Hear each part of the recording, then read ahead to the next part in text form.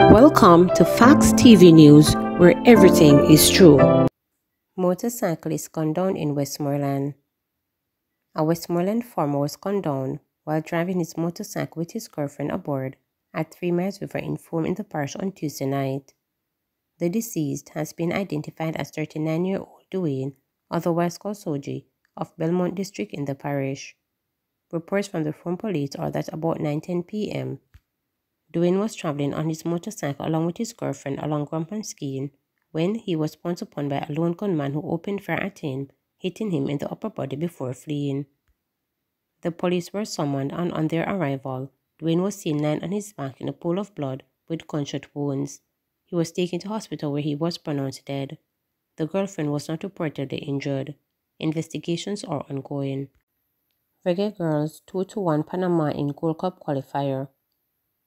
Jamaica's qualification for the CONCACAF Women's World Cup got off to a losing start after they gave up a lead and were beaten 2-1 by Panama in their qualifying game. After losing in their Olympic Games qualifying to Canada in their home away-from-home series, the Jamaican team was forced to compete in a qualifier for the Gold Cup. They will host Guatemala at the National Stadium on Sunday. On Wednesday, Walker gave Jamaica the lead in the 21st minute, but an own goal in the 41st minute from Akila Keane saw the home team draw on level. Then Sinardo scored the winning of 84 minutes to give Panama the lead and a leg up the qualification for the Gold Cup. Carter's case expedited goes to Privy Council February 2024. Attorney at law Isaac Buchanan has confirmed that an expedited date has been set for his client, a DJ Vibes Cartel Palmer, will have his case heard by the Privy Council in the United Kingdom next year. The application for an expedited hearing was granted. The date is now February 14 and 15, Buchanan told reporters. In July, the UK Privy Council had provided a timetable for the hearing of the appeal of Vibes Cartel and Sean Campbell, more popularly known as Sean Storm, as well as 2 other appellants. A tentative date for April 16 to 18, 2024 was revealed. With regards to the new February date, Buchanan explained that the application was made following Mr. Palmer's medical health scare when placed in solitary confinement earlier this year. In May this year, reports alleged that the incarcerated DG was being treated unjustly at the Tower Street Adult Correctional Center in Kingston, where he is housed. A post on an Instagram account assigned to Cartel claimed that he had been placed on a 23-hour lockdown since phones were found on the block where he was being housed. The post also said that the lockdown was affecting Carter's health as his cell was not properly ventilated. At the time, Buchanan had said that should the prison officials add undue stress that may worsen his client's medical woes, it would be an infringement on his rights. I can only address the issue of the 23-hour lockdown in contrast to his medical condition and those concerns. I can confirm that a claim is coming. It's not filed yet. In terms of a claim, one has to get to some clarity from the court as to what is happening, Buchanan said in a quote. In 2014, Carter was sentenced to life imprisonment for the murder of his associate Clive Lizard Williams. He would be eligible for parole once he had served a minimum of 35 years. Black River lockup escapee and girlfriend charged. An escapee and his girlfriend have been charged and are to appear in the St. Catherine Parish Court on October 31 after he was recaptured at her home last week. 32-year-old Kenneth Omari Stewart has been charged with uttering forged documents, while his girlfriend, Denise Bogle, has been charged with harboring a fugitive. Stewart, who had escaped from the Black River lockup in St. Elizabeth in June, was held in Spanish Town, St. Catherine on October 19. When he was accosted by the police, he reportedly showed the police a birth certificate and other documents with a different name. He was subsequently arrested along with Bogle. Political cascade over Trowbridge continues. Member of Parliament for Manchester North Western Michael Phillips says the suggestion by the political opponent Damien Young to approach the private sector for assistance with the collapsed bridge is impractical. When persons are seeking job, sometimes they don't try to understand how the process works. As I guess Mr. Young, who wants the job of MP, ought to do his research on how it is that the government operates and the responsibility of an MP, Phillips stated on Wednesday at the collapsed bridge during a tour with opposition leader and People's National Party President Mark Golding.